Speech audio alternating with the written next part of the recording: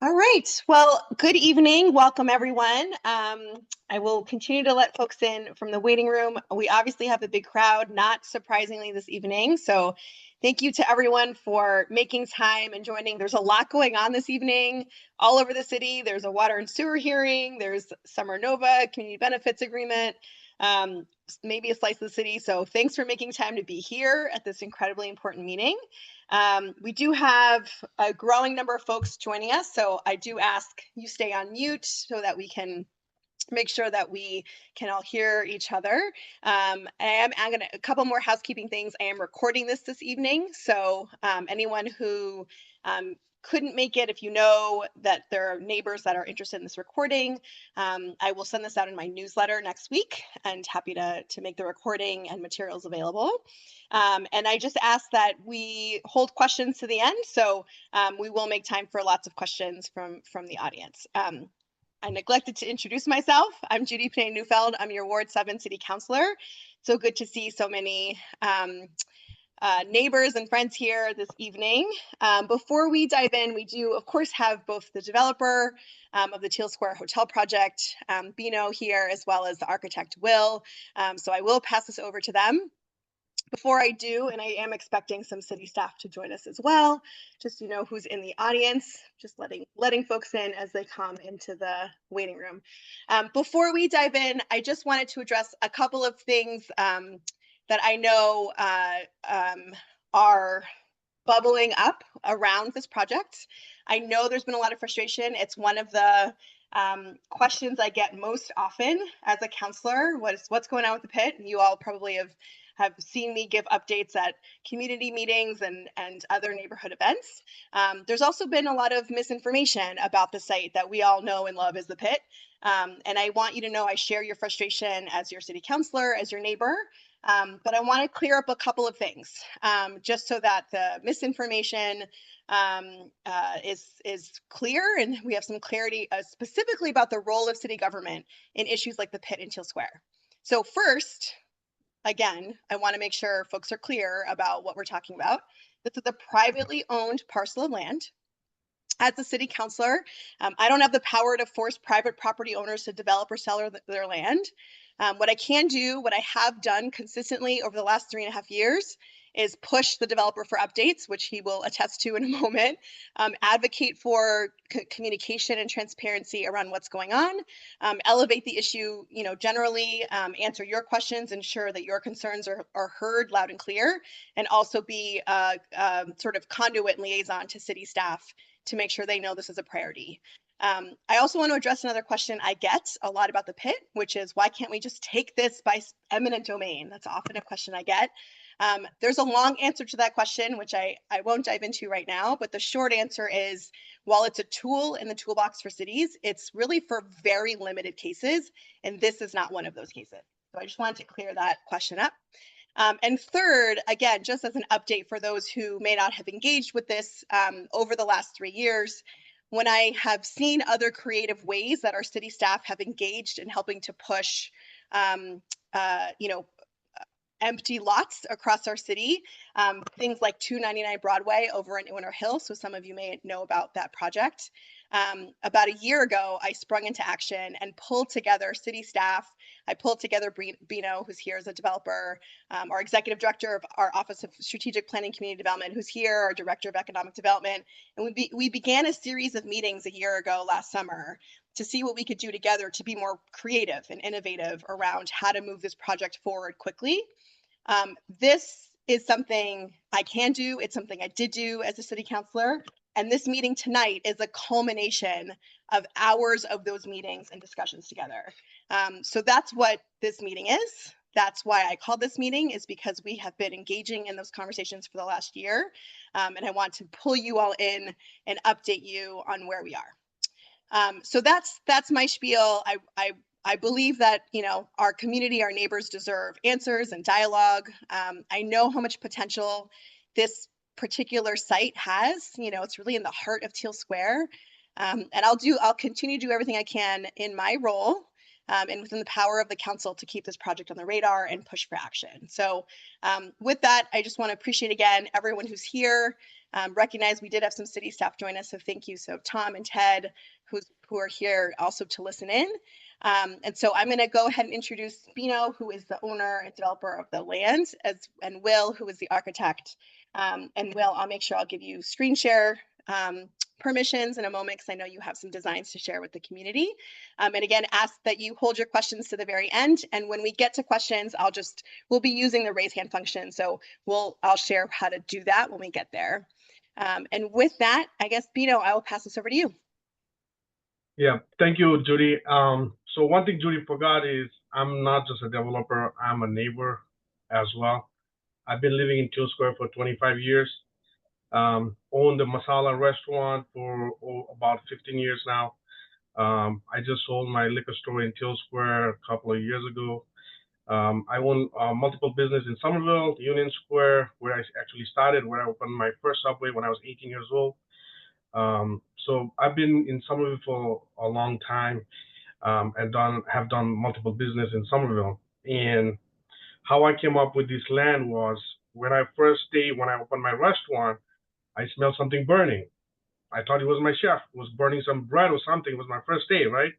So I'm going sniffing in my restaurant. Next thing you know, I go outside.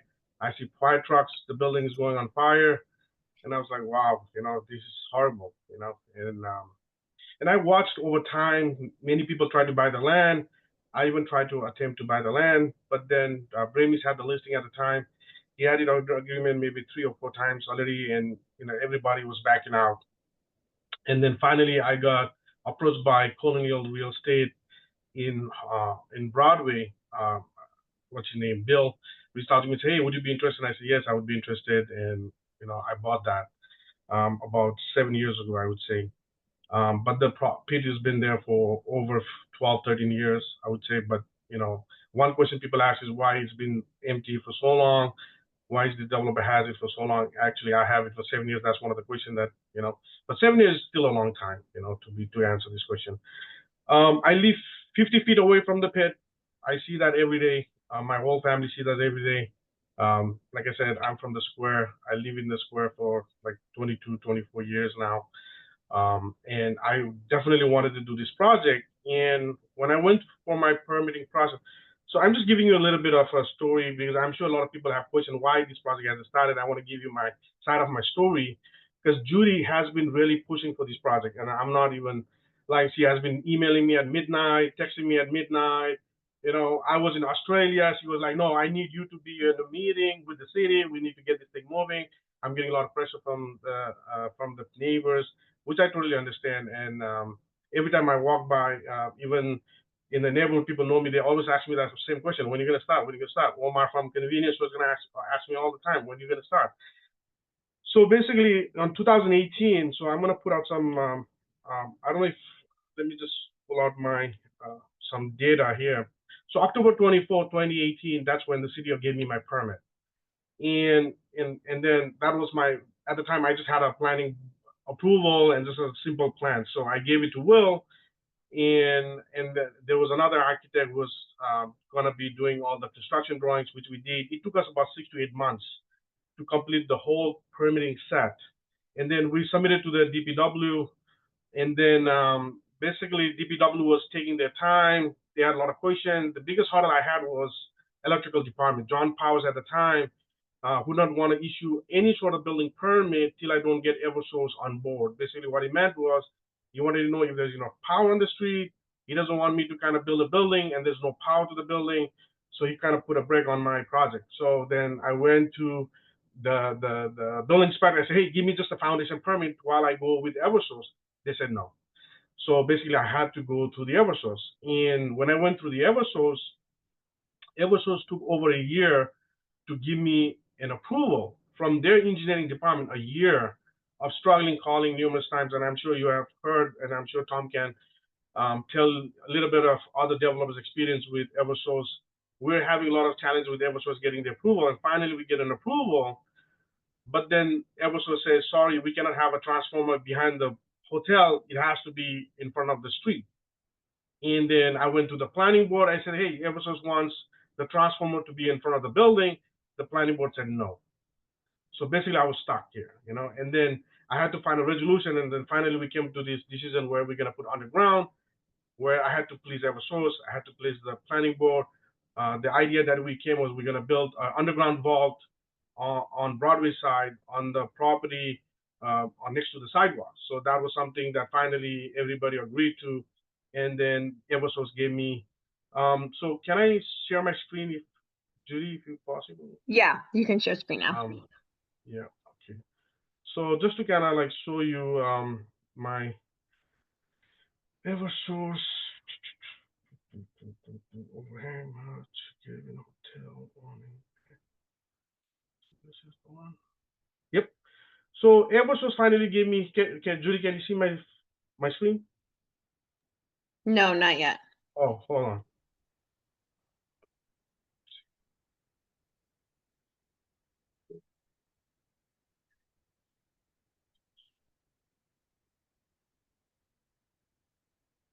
Here.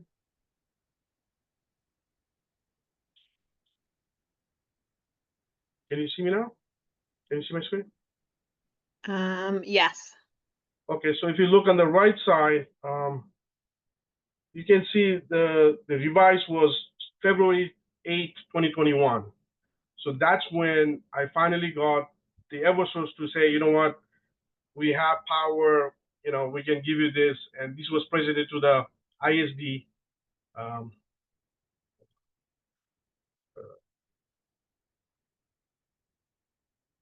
and then I submitted these plans to the ISD. You could hear me, right, Judy? Okay. Yeah. So Yeah. so finally I got that approval from the thing, and I submitted to the ISD, and then I submitted, and the building inspector and the electric inspector finally decided to give me a building permit, but just for foundation only. So the foundation permit was approved on March of 2021, and then as I was going for my building permit, I get another cardball, which is the city says, oh, you need to apply for an overhang, easement overhang permit with the city, and he has to go pass through the city council. So this was happening while COVID was happening. So while COVID was there, as you know, things were not, moving fast enough with the city, with the Eversource, with everything that was going on, and then the cost of construction was going up, and my mother-in-law passed away, and this is where things start to go down for me a little bit. My mother-in-law passed away. I had to leave the country, and then I was gone for 6 months, and the inflation was happening. My steel price went up 90%. My cost of construction from 2019 budget, which I can share you all the work that I have done. Let me share you the screen as well. Um,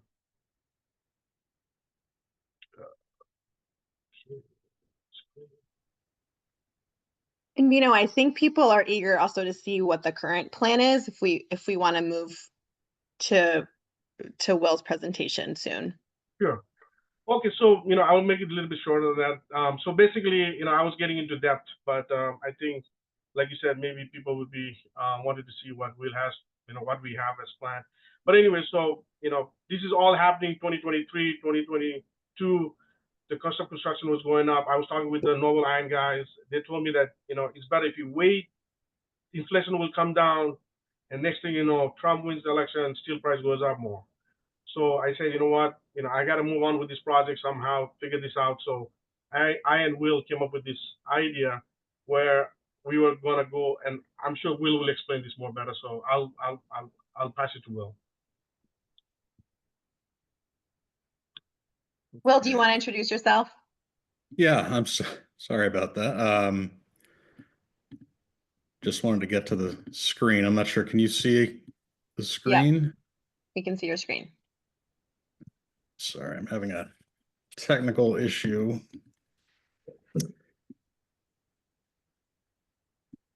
Apologize.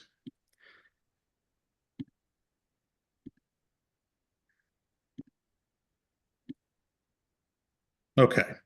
Sorry about that. So again, my name is Will Chalfant from KDI Architects. We are here in Somerville. we worked on the original design of this, and so we are back with the new presentation. I know the community is eager to speak their mind and have comments, so that's what we're here for, is to get some feedback on the design. At least that's why I'm here. So I will go as quickly as possible to make sure I cover all the high points here. So again, just to jog everyone's memory, the original hotel that was approved back in 2018, end of 2018, was a 6-story building on the site. We had a ground floor cafe. We were around 65 rooms and a top floor restaurant. There was some sort of whimsical bays here on this corner. We had a sculptural element. I'm sure most of the folks here are familiar with the original design. And of course, we had an outdoor cafe area, which is going to be in the new design as well. But I just want to jog everyone's memory, and for any of the folks that weren't around when this was originally presented, this is what it looked like. So getting to the new hotel. So as we all know, and I've learned that this is not so affectionately referred to as the pit, but just to reorient everyone with where the site we're talking about and the boundaries of the site. And so the general footprint has not changed. The difference is we really wanted to activate the street, and we felt that a hotel lobby wasn't going to really do that the best. So we've moved the restaurant to the front of the building. The lobby is off the side on the drop-off area here. And I'll get into some of the internal functions of the building, but this plan, more importantly, addresses the zoning relief that we would be requesting with this proposal. So I won't go through every item here, obviously, but I'll just highlight the ones that we are seeking some relief on. The first being, this is a pedestrian street, which I'm not sure if folks are familiar with that, but that is one of the zoning designations for certain streets, which require a 12-foot sidewalk, really to encourage a pedestrian-friendly zone. We're at 11 on that top corner here, so we can actually pull that in probably a foot, but I just wanted to be transparent with the things we are looking for relief on. Our secondary setbacks on the upper floors are really the major thing, along with height. So this zone allows for 4 stories. This proposal is an 8-story hotel. And one of the requirements of that zone is above the 3rd floor, the setback extends to 30 feet instead of 20 feet. So we are proposing a maintained 20-foot rear setback all the way up from 1st floor to the 8th floor. So those, and then of course the lot area necessitates a density level that we are exceeding, in the sense of, if we were to look at hotel rooms as dwelling units, I need to get a little more clarity from the city on what that really means, but we could not build 99 housing units here if this was going to be housing, and we're proposing a 99-room hotel. So just to go through, some of the plans. So the landscape plan, which is going to be updated, hasn't really changed from the previous iteration. We are still proposing an outdoor cafe, garden area, which I think will be in tandem with the restaurant. And then, of course, all drop-offs are going to still happen on the side street on Clarendon, and will be exclusively valet attended. There will be no tenants, or rather guests, that will be operating their cars into this garage, and I'll get into why that is on the next sheet here. So it's a tight site, as you all are aware. We're having to utilize car stackers. For those who aren't familiar, car stacker, we can accommodate 3 cars in the space of 1 space by having a pit below grade for 1 car, a car at surface level, and then a car up above. So right now we're proposing 38 parking spaces. We could potentially get a few more in there depending on the parking system we go with right now. This is based on a Harding steel system that we have used on other projects in the area. So just to orient everyone again, on the 1st floor, Broadway's at the top of the screen here. So again, the restaurant abuts this entire section of the street. And then at the ground level, we have our obvious lobby entrance off of the drop-off area. office staff, and a sitting area, as well as the kitchen. The building's going to be serviced by 3 elevators, one exclusively for housekeeping and staff. The breakdown of rooms, the typical rooms are shown here. It's a mix of kings, queens, king suites, queen suites. On the second floor, we're providing a fitness room. And then on the top floor, we're providing function space as well as a second restaurant. So the previous version, we had a small cafe grade and a restaurant on the top floor. We're now proposing 2 restaurants for the space, as well as obviously an uptick in the density of the hotel rooms. So aesthetically, we wanted to stick with a masonry building, specifically brick. Feel it fits in character-wise with the neighborhood. Obviously, the scale is larger than anything in the immediate area, but we still wanted to use materials that we feel were appropriate for the neighborhood.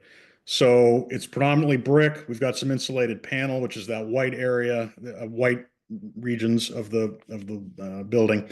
The entire ground floor is proposed to be clad in limestone panels.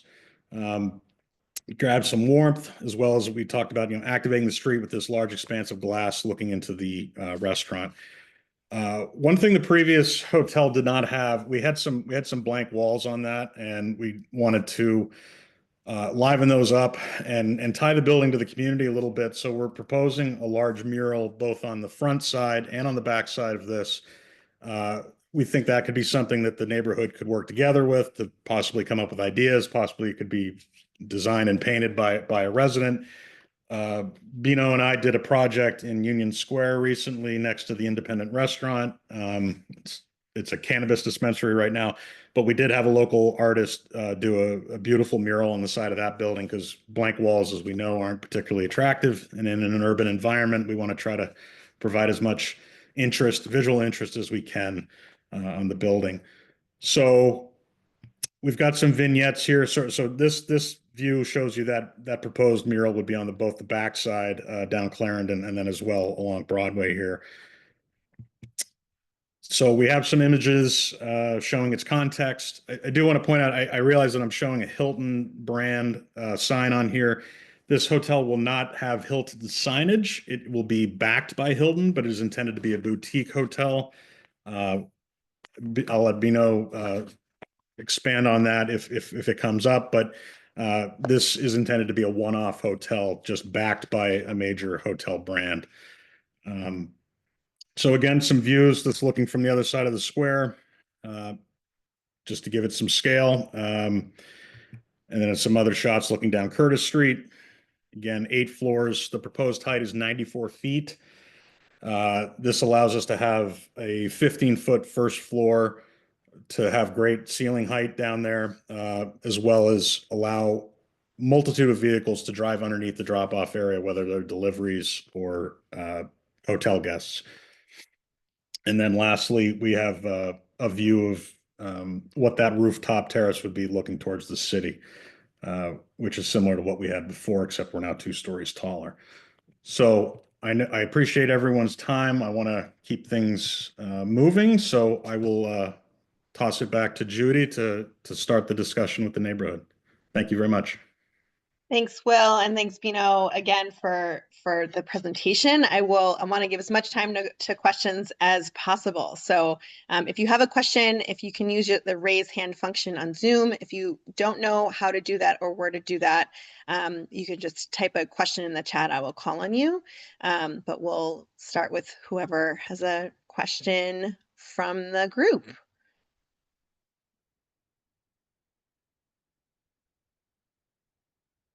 I think everyone is stunned. Melissa, is that a question or a hand or thumbs up for the design? Whoops. Okay, we do have a sorry. Yeah, I'm sorry. Yeah. Hi, here I am. Forgive me, I was in the middle of eating dinner. So, okay, can I ask 2 questions? One is, so the Clarendon Hill Public Housing Development is also 8 stories. So is this a trend in Somerville? I guess it's a larger question and maybe not only related to this building. Just asking, not necessarily objecting. And then I had another question, which is that long ago, when this was first proposed, we were assured that residents would, having put up with this pit for so long, that residents would get a discount on hotel stays for friends and family. And I'm wondering, I just wanted to make sure that that was still in the mix. Thank you. Great questions. Will, do you want to start with the first one? Well, I mean, it would be of similar height to the Clarendon built tower that's going on right now. I can't speak to the increased density. I'm sure folks are aware of, there was a proposal a little while ago for a 25-story building in Davis Square. I don't think that's going to happen. But with the increased cost of land and construction, unfortunately, the only direction to go to make these projects viable often is vertically. I see some questions in the chat. I don't know, Judy, if you want me to respond to those now while I have the floor, I might as well. So the construction timeline, I will defer to Bino, but he's ready to pull a foundation permit very soon. I will defer to him on the specifics of that. But it is my understanding that there are some hurdles zoning wise, obviously, as well as, this discussion with all of you folks that would need to happen to facilitate that from the city side. I will defer to the local government on that. Green elements, the question was, any green elements considered, such as solar panels? So I'm not sure if folks are familiar, but the new energy code is basically, and Somerville has adopted the specialized code of the stretch code. So it's basically passive house construction. And there will be space allocated on the roof for solar panels. It'll be dependent on how much space the cooling tower is going to take up there. I will say, I'm not sure if I pointed it out during the presentation, underneath all of the hotel rooms, we have direct what's called a P-TEC unit, which is the heating and cooling for that specific unit. So we're not going to have condensers necessarily up on the roof. There will be some, but it won't be as large of a mechanical array as there as possible. So green roof is going to be a requirement. I see that question just came up. That is part of Somerville's zoning. On projects of a certain size, you are required to provide a green roof. So we will have a green roof, which is, again, going to push more of that mechanical space down as we can, because there are going to be requirements. I'm not sure if folks are familiar with the green score, but there are a lot of steps that the city does put in place to ensure that these things are followed. Will, can I just pause to get the question that with the hand that's raised? Yeah, I'm sorry. Yeah, I'm sorry. No, that's okay. No, we'll keep going. Is it Niall? Niall, yeah, thank you. Niall, okay, go ahead. Thanks for putting this together. I guess my main question would be around the status of this now, and what a realistic timeline is. I mean, we've had a design before, we've had a lot of progress before, but it stalled. And how do we know this isn't going to happen again? What stage is it at now, and what's a realistic timeline for the next few years? Mm-hmm. So, if COVID didn't happen, right, I will show you some of the bills that I paid money to. For example, excavators, I can show you the money that has been paid for shoring, that at this point, I'm not getting any of this money back. I could share you certain screens. Some work was performed. I don't know if you remember, there was a big hole. I backfilled. So Kevin Aruda from Aruda Construction, which is a local Cambridge construction company, he was commissioned at 06. My apologies for interrupting. I think we're all very aware that there's rumbles of movement throughout the pit, and sometimes frequently we're on Clarendon Avenue right up the top as well. I think what we would like to know is, how serious are these plans? I understand that there's many hoops to jump through, but are we looking at a year, 2 years, 18 months, 5 years? There's planning and there's little rumblings of work, but it would be nice to know, or even, I understand that you probably can't give us complete numbers, but will there be digging starting in 6 months' time? Things like this. These are important to us, especially because we live on a mostly one-way street too. No, definitely. So the point I'm trying to make was, I want to break ground tomorrow, right? And I tell you why. And we had this meeting with the city with Tom, in earlier meeting with Judy and everybody, saying that I do have a foundation permit. If the city will allow me, I would like to continue with that permit tomorrow, at least get the shoring and foundation work being going on while we are going through this process, because the city is not going to give me a building permit without getting this project approved. But I said, I have a foundation permit. I'm not changing the footprint of the building. It's going to stay the same. Tom, can you see if you can talk to the ISD to revive that building permit so I can get this thing started? So I'm ready. I'm willing to break ground tomorrow. But the thing is, there's so much I can do at this point because of the city rules and regulation. So Tom said he would reach out to ISD, and I'm looking forward to hear from him as well, that if I can revive the building permit, at least for the foundation, because that's going to take some time because we have a lot of digging and a lot of shoring to do. Okay. So I think just to answer the question about timeline, I think it's realistic to assume that this is an 18-month construction process. So assuming that we're starting this tomorrow, it's going to be 18 months from there on out. All the other items aside. So So let me also add some color to that. And Tom, did you want to add anything before I jump in around zoning? Thanks, Judy. For those who don't know me, I'm Tom Galligani. I'm the Executive Director of the Mayor's Office of Strategic Planning and Community Development. And like Judy said and Beno said, we've been trying to revive this. Certainly in the last year, we've been meeting on a regular basis to try to get things going. I did get an answer from ISD. The foundation permit has been expired, so we need to really start from scratch in terms of permitting. And that would probably require it's not clear yet. We haven't done a deep dive whether or not this requires a zoning change or if this is something that can be applied for as a special permit. So we're probably looking at 6 to 9 to 12 months, perhaps, in the worst. I shouldn't even say worst case scenario for permitting. And then, as Will said, construction is a different timeline. So it's going to take some time. This is probably the first step to really reintroduce this project to the neighbors and get a sense of how people are feeling. And that will help us try to figure out what the right path is. Does that make sense? Yeah, and let me answer a question some might have in response to Tom's comment. So you heard that we could go down the road of this being a special permit. That's sort of one road. Potentially, we're going to get some questions from the city. The other is if we do need a rezone. Some of you know I'm resigning from the council at the end of June. I have assigned an at-large counselor to be the counselor on this project in the few months that the position is vacant. Because of the resignation, position is only vacant until November, and whoever wins in November starts serving in November. So it's not a full half year that the position is vacant, but in the August through November months, if there needs to be a rezone happening, I have an at-large counselor assigned to this already who I'm getting up to speed. So there won't be any slowdown on the zoning side other than the regular process, which requires, as you all know, a public meeting, public hearing.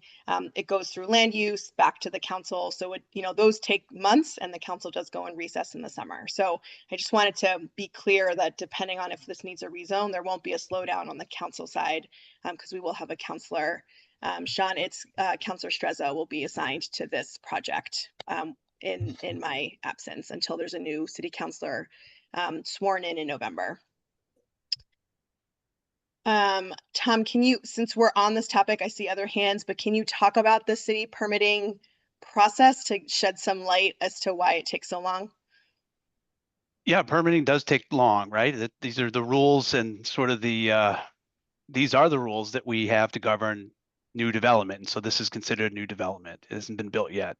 And the open question is whether or not we can use the existing zoning framework and just simply move ahead, or if we have to make it fit, find a zone in our zoning code that works so that we can utilize that. That's any zoning process typically is going to take about 3 months if things sail smoothly, which, if this room is any indication of that, it sounds like people are willing and people are on board. And if that's the case, the process and the public notification process required for any zoning change typically takes about three months.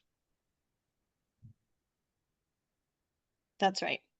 I just want to make sure before I go to the other hands, there was another design question, Will. Oh gosh. Yeah, I see a about few which I'll answer quickly. windows. Yeah. First, any thoughts to bring back those whimsical windows? That's part of the reason we're here. We'd like to, if the community has input, things like that can be adjusted through this process. So if folks really like that, we can we can look at doing something similar. I see also commentary about the sculpture. We can certainly look at finding a place for that. Maybe when we pull that corner in a little bit, because I agree, local touches like that would really help. That was kind of the thinking with the mural, is to try to tie this to the community. Sorry, I'm scrolling through the questions. I believe that the site now has a clean environmental report. Bino, can you verify that? No, so we haven't done anything with the environmental stuff because we never broke ground. So that's not something that we have done, because at the time I need funds from the bank, right? Funding from the bank.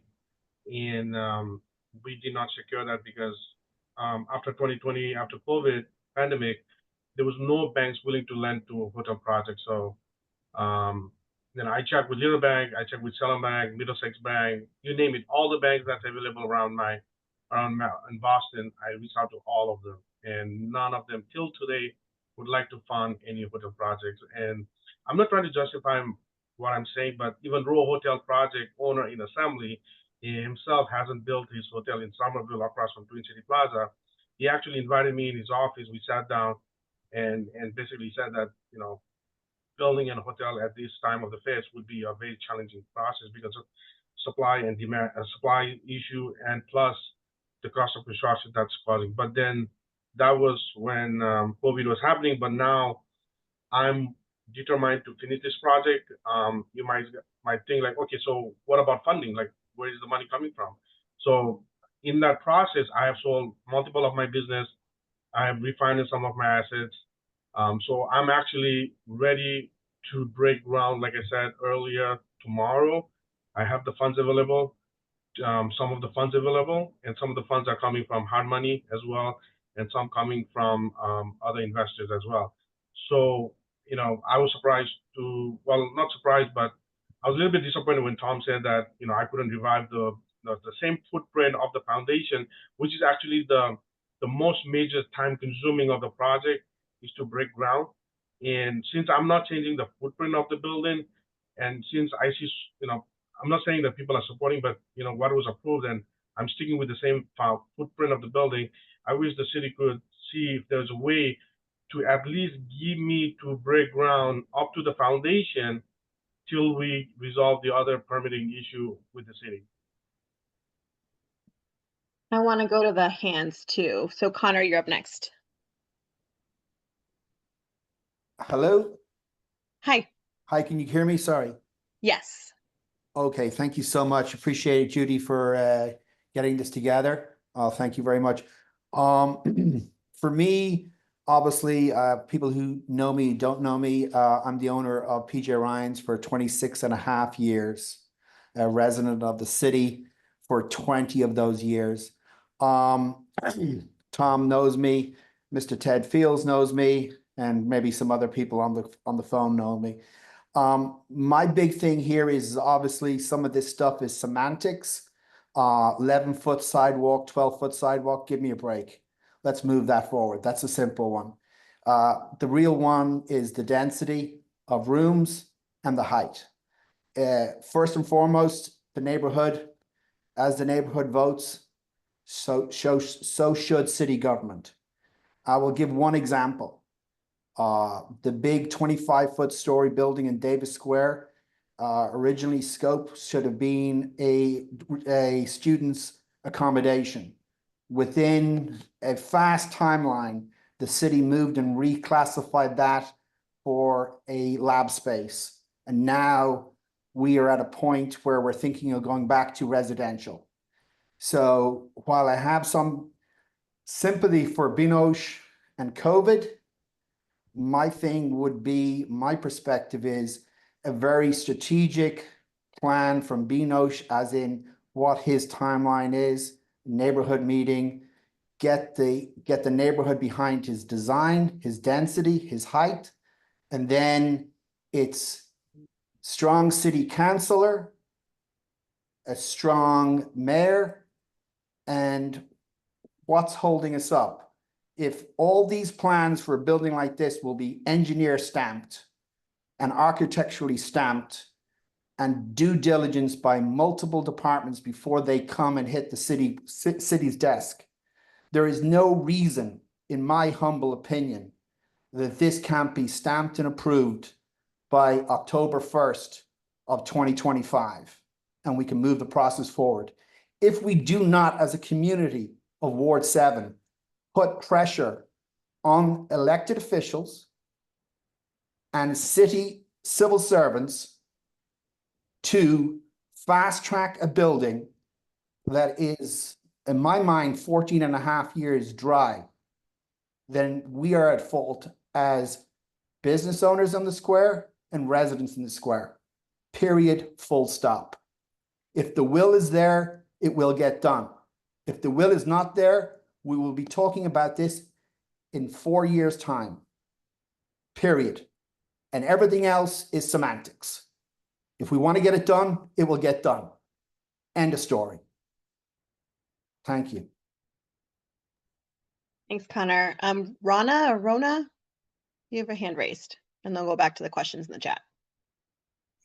Hi there. It's so I live abutting the pit. I'm literally looking out onto the pit from my home right now. And I have some other questions about impact to the neighborhood. So I have two questions.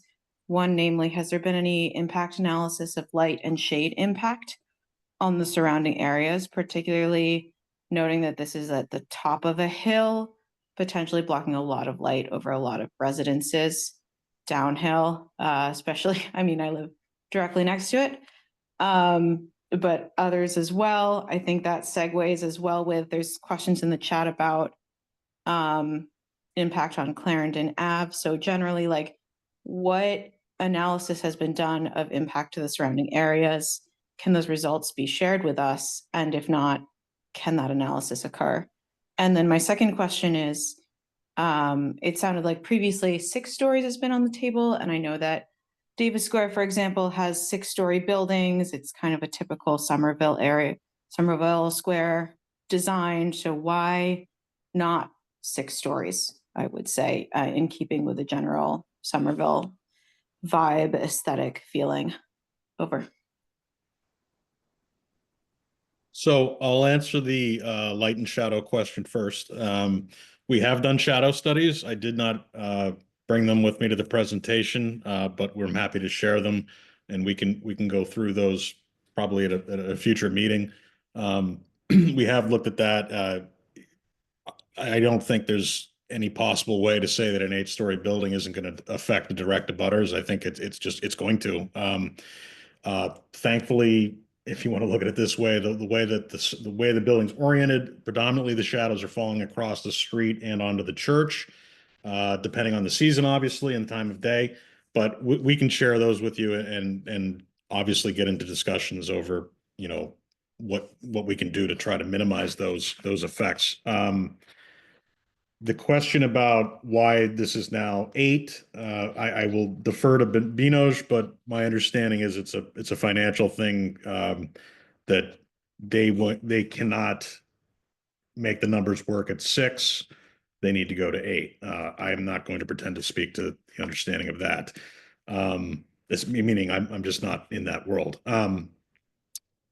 I see questions about the timeline process. The permitting process is a slog in Somerville. I'm not going to sugarcoat it. It takes sometimes obscenely long times to get permits, as simple as a 2-family, or let alone an 8-story hotel. So I'm not here to denigrate the city, but I will say that it's frustrating for most of us that deal with this on a daily basis. So I can understand the community's confusion over why this would take as long as we're talking about. And then I think, sorry, I'm just going through some of the other questions. Bay State law provides basic frame. Sorry, I'm reading some of these. Right. So question if this about- was gonna, Go ahead. yeah, the change in zone, I think so from the city's standpoint, they have to legally change this zoning. At least that's what we've been told, before they could then proceed. So, I understand the community's commentary on, Can I just shed light on the rezone process? So let me just walk through it with y'all. So what would happen would be that Beano submits a application for zoning amendment that comes to the city council. It gets put on a city council meeting agenda. We meet twice a month, the second and fourth Thursday of the month. We cannot schedule a special meeting just for a rezone, FYI. It gets put on a city council agenda that gets then referred to what's called the land use committee. The land use committee is the committee that takes up rezoning, and they then schedule a special meeting with the planning board. That needs to happen in order to plan and schedule a public hearing. We are governed by state law on the number of days that folks need advance notice for that public hearing. That cannot change. There's a certain number of feet of abutters that need to be notified via hard copy flyer. That cannot be changed. And then it obviously, as you all know, will be shepherded through by the at-large counselor who's assigned here, Counselor Strezzo, and she will let folks know when that's happening, and I will give her all of your contact information, everyone who's on this call and everyone who registered for the call. So the planning board and the land use meet, they host a public hearing. Folks get to share their thoughts on the proposal. And then there's the next land use meeting, which there's typically once a month, sometimes twice a month, depending on what's on the docket. The land use then deliberates, the committee then deliberates on what they heard. Separate from that, the planning board submits a recommendation. They meet separately about the proposal, and they submit a recommendation to the land use committee. Land use committee can use that or go against the recommendation. Both have happened. And then that comes then back in front of the city council for final vote and deliberation. That process typically is about 3 months with no hiccups in there. Hiccups could be that the public hearing went off the rails, that the developer needs to go back and shift and change the plans, et cetera, et cetera. Part of today's meeting is to hear feedback on the proposal so that we can get things through quickly, so that the rezone doesn't go off the rails, and that we know that there's general support for this design, and then we can move things forward quickly. I will, before I leave the city council, make sure that the land use committee chair knows this is a priority. I will make sure the rest of my colleagues know this is a priority. So all those things I will do before June 30th, but that's the typical process. And it's just scheduling. There isn't any like smoke and mirrors happening on the council level. It's just, this is when the council meets, this is when land use meets, this is when the planning board meets, this is when the council meets again. So that typically is about 3 months. This happened a year ago. We had something that came in front of us for Ward 7 in September. It got approved in December. So that's typically what the rezone timeline is. I just wanted to, again, give you all a sense of what that looks like, so it's not a mystery for folks on this call. I missed a bunch of questions in the chat. Sorry. Yeah, Judy, I saw a few related to traffic concerns. So we will need to do a traffic study for this, a traffic access plan as well as a traffic management plan. I'm quite familiar with this intersection. I know what happens. People, you can say don't block the box as much as you're blue in the face, but people block that box down Clarendon. I think with the city's assistance on this, I think maybe some more robust signage and striping could be done to make this clearly, maybe that light needs to be pulled back short of Clarendon. I'm not sure. I don't want to pretend to be a traffic engineer, but I understand the concerns. This will have less traffic. I mean, the study will show this, but I've done a few hotels before. Hotels typically have much less traffic than multifamily, because the traffic is generated through like cabs and Ubers going there. It's not people with vehicles. So you're going to have your drop-offs, and it really is sort of it's not like you have your peak hours. I mean, obviously you're going to have the mornings are going to be higher peak than say the middle of the day, but a hotel sort of has this consistent slow in and out. Our office is right near the new hotel on Somerville Ave, and it really hasn't caused, if anything, the traffic's improved there because now people have a place to go straight ahead, as before they just sort of went into a dead end. But there will be a traffic study regardless, so just to let people know. Can I ask this question to Tom? Because traffic study takes time, right? I'm trying to expedite this process as much as possible. I had done traffic study for this project when I got approved for the 6-story. It was done back in 2019, right? I don't know what has changed since then in the square. That I would request the city that we could look over this traffic study that we already have, so that we save time and money, not delaying this even more. And this is a question for Tom, because I don't know what more is going to change from us. I could be wrong, but I was trying to see if we could use the traffic study that was approved by the city back in 2019. Why we need to get another traffic study and delay the process more. Yeah, we'll have to look at it. I mean, the building is going to be 30% larger, so that's more traffic, or at least that's more trips, more activity, which we're all hoping for more activity for sure.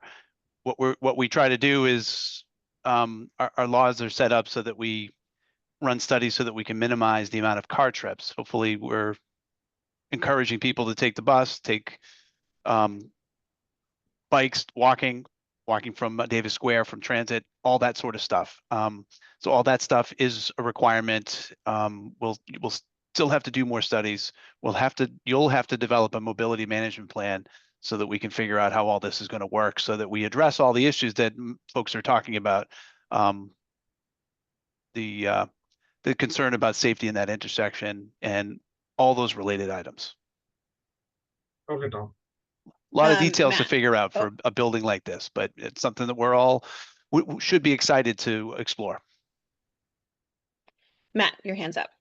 It's so funny to have this conversation on a day when the governor took a shredder and shredded red tape and posted all over Instagram, and here we are talking about government red tape holding this back. I think what I'm hearing anyways is that the city needs to engage in this project and move quickly. So Tom and Ted, you guys are people who do this work. I've talked to both of you about what can we as residents do to move this forward. So I pose that question to both of you again. What can we as residents do to move? We don't want to see this anymore.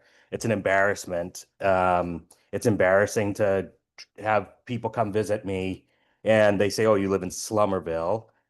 It's an embarrassment to the city to have this there. We have a developer who's actually wants to get going on this, which I'm shocked by. And it seems like, generally speaking, certainly a lot more things to work out, but a community who's supportive. And I thought this was going to go completely the other way, of raising the heights to make this project work.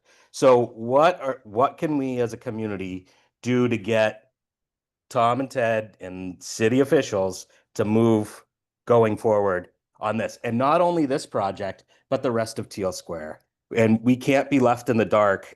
We can't build this building and then just walk away from the square and say no more. We need help here from the city for good development in Teele Square. And it's not just this one project, it's many projects. It's the entire Broadway strip above Masshole Donuts and all the other places. We have 2 restaurants that haven't moved at all. I know that there's paper that went up in the window this week, which is great, but why is it taking them so long? I feel like it keeps coming back to city issues. So what can the city do? What can we do as residents to make this happen?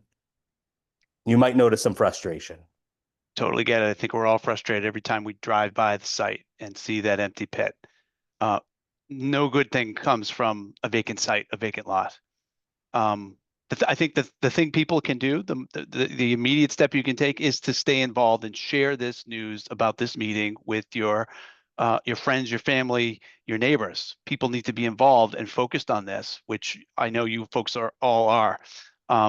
A zoning change is a public process. It's a legislative process that is governed by the city council advised by the planning board. And so showing up at those meetings, advocating for what you want to see, that is going to make things go more smoothly for sure. That's the immediate thing you can do.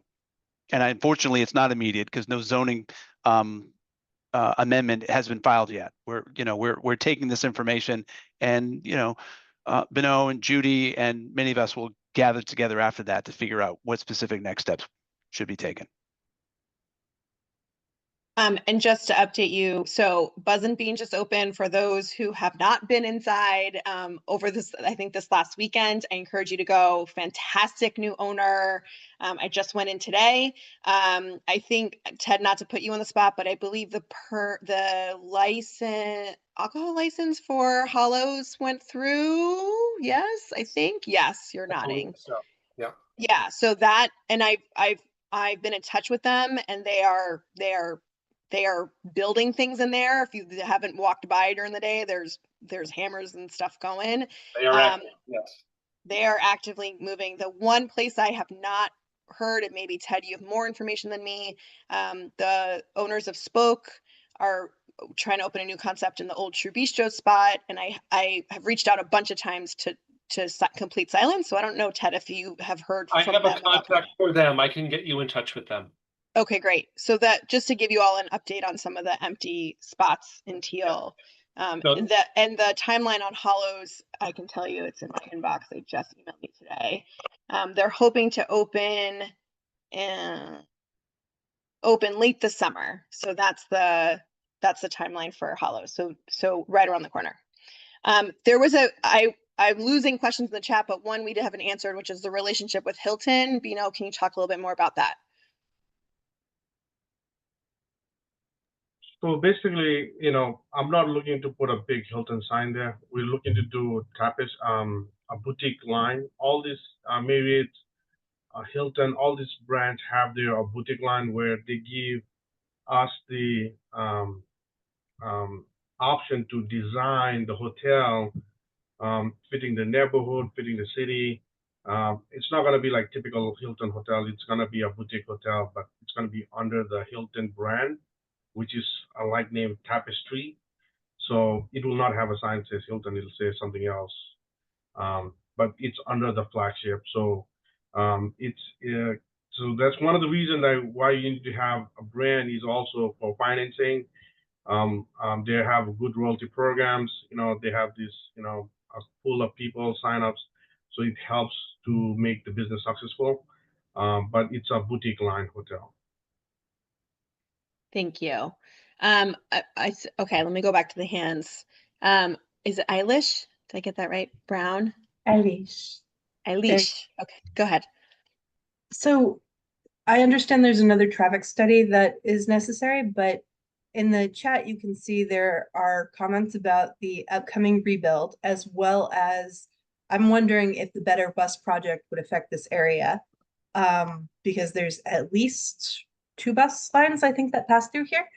And my question is, what is the benefit of running a traffic study when we know for sure traffic will definitely be changed, possibly before this opens?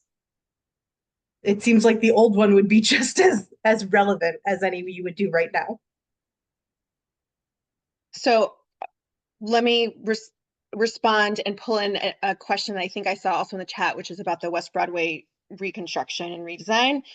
So the West Broadway redesign project took the Better Bus project into account. Just to let you all know, there was this is a Clarendon, the stop at Clarendon Towers was a topic of much conversation in the initial design for the Better Bus project. And they originally took away a route that we got actually big victory from the residents there at the towers, got restored.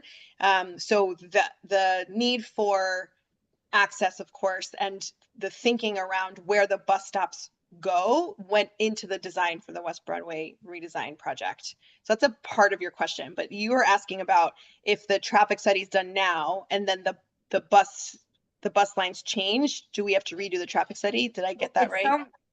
It's that, as well as it sounds like any study that they've already done will be just as relevant to the post reconstruction traffic as one that they do in the next 2 years or whatever. The Better Bus project doesn't actually have a timeline. It has a vague eventual timeline. Right. So it doesn't seem to me that it's particularly useful to do another traffic study. And so I'm curious, I guess my question is to do with this, as well as how many other parts of the permitting process are just as, I'll use the kind word of redundant as this, because it's not particularly relevant to do a whole nother traffic study when the new one, as well as the old one, probably aren't particularly reflective of what will happen once this opens. And just so you all know, the construction for West Broadway is happening now. So that's in the works for those who have not been down West Broadway recently. But Will, do you want to speak to the traffic study process since you've done it with other projects? I hear what the community's saying. I don't disagree with you. I think it is more than likely going to say the same thing it said before. But there are things that change, like rideshare. The amount of people that ride. Long story short, the transportation department, the city is going to want an updated one because they are going to need that to check that off their list. As far as redundancies in some of the steps for this, full disclosure, I do too much work in the city to say what I really think about a lot of the processes here.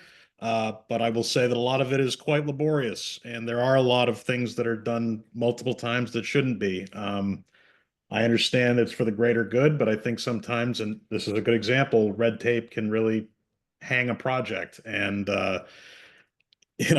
again, I'm going to probably stop talking because it's not going to be helpful for me, but I hear the neighborhood, and I guess my real question following that, Judy, and I do understand that I am speaking out of turn, is there anything you can do to make it so that we can cut down on some of these, again, the kind word I can use is redundant processes that will be less relevant to this particular process, not overall changing zoning in Somerville, but just saying here, there's less benefit to doing this. I understand there are lots of meetings. I understand there's lots of things where we ask for things. I'm asking, is there anything you can do to help this? And now you mean like not ask the city not to require a traffic study? Well, in this case, point out that there is very little benefit to doing a whole other one that is not likely to be particularly more relevant when there's massive change coming anyway. Right, I hear you.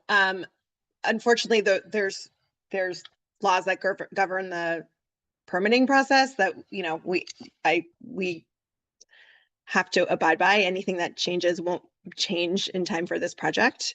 So I'll let Tom speak to the redundancies if he wants to, but there's reasons why things like traffic studies, rodent mitigation is required. I will say through other rezoning processes that I've been through, those have been really, really important to the neighborhood. So, we want to be careful of things that we do that affect one project that could affect a lot in the city. So I'll leave it at that. I do want to mention too, Matt, your question in the chat. A few months ago, I submitted an order to the Economic Development Department asking them to begin the process for Teele Square neighborhood revitalization commercial area plan the same way Davis Square has. I do think we're a forgotten little sister in the city. Tom has heard me say that multiple times. And so again, I'm doing all I can to push. The Economic Development Department has to decide, Teele Square is a priority in terms of what's on their plate. And I can let them speak to that, but I have already submitted that order and have asked multiple times that Teele Square be given the same time and love and energy and attention as other squares in the city. Okay, I want to make sure, I know we're a little over time here, and I've lost track of questions. I will continue to update folks about this and meetings moving forward through my list. Again, I'll send out the materials. Will, if you want to send me your presentation from tonight, and I will send it out with the recording. And then I will pass all of your names and information on to Councillor Strezzo, who will update folks after June 30th about meetings moving forward. If there is a rezone application and there's a public hearing, you will all know about it through multiple ways. I see Rana, is your hand up again, or is that from your first question? Yeah, it is up again. Sorry, but I do have kind of I think maybe a closing question, which is that, Sure. so I did ask before about, shadow impact. I certainly support development of the pit. I think so many of us do. But in line with the questions in the chat about kind of how to keep in touch keep informed going forward, which you were touching on, is it possible for the neighborhood to receive the results of these studies and analyses and plans in a Yes. quite timely manner? Thank you. Yeah, I mean, sure.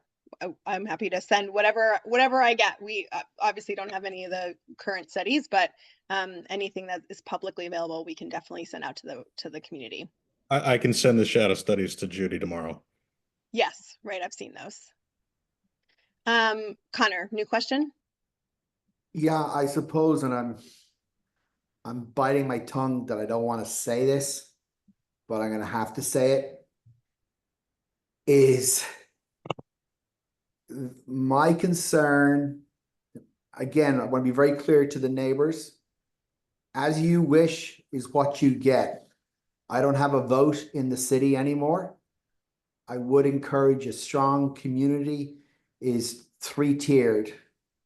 Residential, business, yeah. And if you have that too, you have a strong community. The big issue here, obviously, as far as I see it, is the density of the project, but that is, I think, on many levels, the realistic inflationary cost of product and construction is where we sit in 2025. The thing that concerns me is the traffic study that we are currently have taken 150 parking spots from Buena Vista to Rudy's, and we are scheduled to remove a considerable amount from Rudy's to Route 16. The traffic study is going to be the traffic study. My vote is to build a hotel, but how can a traffic study, I don't want a traffic study to slow the process because it doesn't meet the existing criteria for the density of the location. So on one hand, the city is insisting upon all these mobility changes that are pulling parking away. But the reality on the ground is the last time I traveled to a city, unless it was 2 towns over, I came in on an airplane or a boat and I got an Uber or a taxi to my hotel. I didn't come on a bike from Logan Airport to my hotel. So the traffic study, again, I'm just really concerned and articulating it, saying this is recorded, that the city cannot use a parking study to stop the process. That's my point in a long about way. It cannot do that because we are talking about months upon months upon months upon months. For me, it has to be the community, the residents of Teele Square, sunlight, density, height of the building. You guys decide upon it. And then the city, because we hire you, our taxes pay your wages. Your job is to make it happen, period. Yeah. And as Judy's point is if the city, if she's still there or Ms. Strezzo's still there, if we as a community decide that Beano can go 25 stories, this should be approved in a humble way by 9-10 months down the line. It should not be 18, 24 plus. And I really don't like the idea of this parking study. what has in place before should be good enough to move it forward. Tracking studies could take, I don't know how long they take. Mr. Fields, Judy, or Tom, 4 months, 5 months? It's disgraceful. Disgraceful. We shouldn't be put in this position. Tom. I am confident that a traffic study or mobility management plan is not something that's going to delay this project. I think the bigger issue is the process that's required by law to change the zoning. That is the most critical piece at this point, because right now, Bonneau cannot build an 8-story hotel. Our laws don't allow for it. Our laws, your laws, our zoning laws don't allow for it. That needs to change. A traffic study, I feel like we've gone down a little bit of a rabbit hole in the traffic study. That is not going to delay this project. Yep. So, Bino, I don't know what else you need to submit a zoning amendment to the council, but we have 3 more meetings before our summer recess. So if it's something you can get in before then at the very least we can get it on the radar of the land use committee. So, I'm not surprised what I've heard today from Tom about how long it takes, because I already went through that road. About traffic study, I want to give a little bit of my experience. When traffic study, my attorney at the time was Richard DiZoromo. I wanted to do a traffic study in the summertime, and they said, no, you cannot do a traffic study in summertime because college is closed. We got to get accurate information. You got to wait till the student comes back. Students comes back, did the traffic study, it snowed. The traffic managing company, they delayed, saying that, oh, we cannot get an accurate because of the snow. That actually did take time. I understand what Tom is saying about other processes out there, but what I was trying to say is traffic study is not cheap. At the time, I paid $50,000 for a traffic study. And the reason, like, everybody's asking, why are you going up? And Connor made it so simple, is inflation. I cannot go sideways. I don't want to go up. Trust me, going up is costing me more money. There's more regulations, there's more fire regulation, and Will can elaborate on that. He was telling me, like, listen, you're asking for more cost because you're going up. There's a there's a lot of cost that comes when you go up, like elevator goes up. But then I don't have choice. I cannot go sideways. I want to go sideways. I even approached the neighbor next door to see if he would sell the property. I'm talking about planning. They don't want to sell the property. So I'm living with what I have, and the numbers is what is the key. If I was back in 2019, we didn't have COVID, this project would have been built.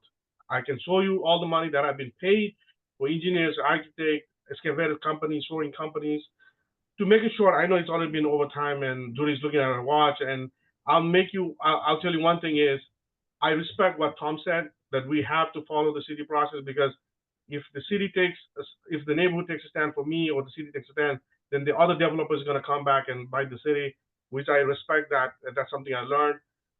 Even though I was saying that, why do I have to do it on a traffic study? I understand what Tom was trying to say. I will do everything that the city will require me to do. I will do all the steps. I'll do the traffic study. I'll do everything. One thing I'll tell the neighbor is, I know you guys have been patient and been really supportive. Tomorrow, after this meeting, I am going to apply with the city immediately, not delay even one more day. Good news. That might be a good way to end. I do want to be mindful of time. I know there are probably other questions. I'm going to ask other folks just to send, I'll put my email in the chat again. Feel free to email me any other questions or comments about this project. Let me make sure, so that I can keep track. If you know others that want to stay in the loop, just send them my way. I will gather all the materials and the recording from tonight and send this out. And Melissa, that's actually a very good question. I get that a lot about the ground contamination. Do you want to answer that, Will or Bino, before we end? All I'm going to say is, I'm going to get this hotel built. And the only way you can build this hotel is if you satisfy all the departments, not just with the city, with the EPA and everybody. So I am determined to finish this project. But is there contamination from the dry cleaners that needs to be cleaned This is up? something that I am not knowledgeable, because if I knew about it, I would have told you clearly. We all hear about the contamination, but we do not have any reports. And Once I can definitely share that light to the neighbors. But one thing, like I said again, that I will build this project by the rules, by the, whatever the requirement it needs to be done to get this project done. All right. I want to say thank you all so much for being here, sticking through this meeting. Thanks to Tom and Ted also for being here. Thank you, of course, to Will and Bino. Appreciate all of you and your energy and questions. Please be in touch. I will send this out next week, and we'll keep you all posted on future meetings, rezoning meetings, public hearings, all of that good stuff. So thank you all again. And thanks everyone for being here, and have a good rest of your night. Thank you. Good night.